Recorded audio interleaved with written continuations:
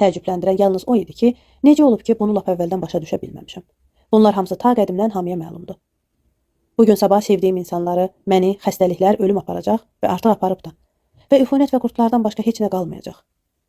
Mənim əməllərim, hər necə olurlarsa olsunlar, gec-tez hamısı unudulacaq. Heç mən özüm də olmayacam. Onda çalışıb əlləşməyin nə faydası var? Təəccüb doğuran yalnız bir şey var. Necə olur ki, insan bunu görmədən yaşayır?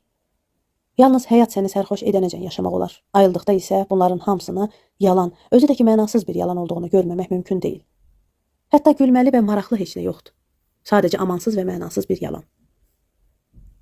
Artıq çoxdandır ki, çöllükdə azğın heyvan tərəfindən yaxalanmış yolçu haqda şərq nağılı söylənilib. Heyvandan canını qurtararaq yolçu özünü susuz quyuya atır. Lakin quyunun dibində onu udmaq üçün cəhəngini açmış əjdahanı görür. Zavallı, azğın heyvana yem olmamaq üçün çıxmağa cürət etməyərək və əjdahaya yem olmamaq üçün quyunun dibinə tullanmağa ürək etməyərək quyunun divarlarındakı çatlarda bitən cır kolun budaqlarından bərk-bərk tutub sallanır. Onun əlləri gücdən düşür və o hiss edir ki, tezliklə hər iki tərəfdən onu gözləyən ölümə təslim olmaq məcburiyyətində olacaq. Lakin o özünü hələ də saxlayır və özünü saxlayarkən ətrafına baxır və görür ki, iki sıçan, biri qara, o biri ağ, o sallanan kölün budağına bir bərabərdə dövrə vuraraq onu gəmirirlər. İndicə kol öz-özünə qırılıb qopacaq və o əjdahanın cəhənginə düşəcək. Yolçu bunu görür və başa düşür ki, mütləq öləcək. Lakin sallanarkən və o öz ətrafını axtarır və kolun yarpaqları üstündə bal damcıları tapır. Onlara dili ilə çatır və yalayır. Mən də beləcə həyatın budaqlarından yapışmışam və bilirəm ki, mütləq məni parçalamağa hazır olan ölüm əjdahasının cənginə düşəcəm. Və heç cür başa düşə bilmirəm nə üçün mən bu əzab-əziyyətə düçar olmuşam. Mən əvvəllər mənə sakitlik gətirən balı yalamağa cəhd edirəm, lakin bu bal məni artıq sevindirmir. Ağ və qara sıçanlar isə gündüz və gecə mən sallandığım budağı gəmirirlər.